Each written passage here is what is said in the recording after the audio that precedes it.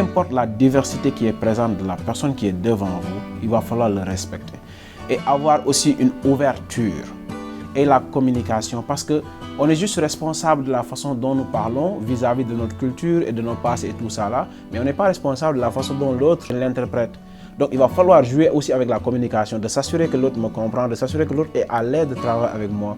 Les actions que je suis en train de faire, comment l'autre le voit, c'est pas parce que tu travailles pour l'autre, mais tu veux juste créer une ambiance de paix et d'harmonie entre vous, parce que vous êtes venus des coins différents, vous avez des cultures différentes, vous avez toutes des choses différentes. Donc travaille en collaboration, s'assurez-vous que chacun est à l'aise de ce que tu es en train de faire. C'est vraiment important, moi, d'aller selon les besoins des familles avec lesquelles je travaille ou les élèves.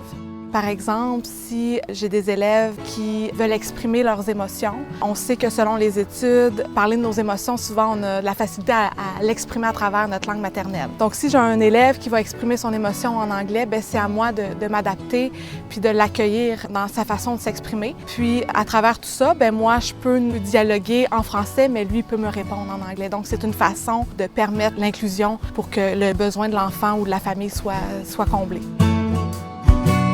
Alors, pour s'assurer d'être inclusif dans chacune de nos actions, il faut commencer par penser à nos élèves dès l'étape de la planification.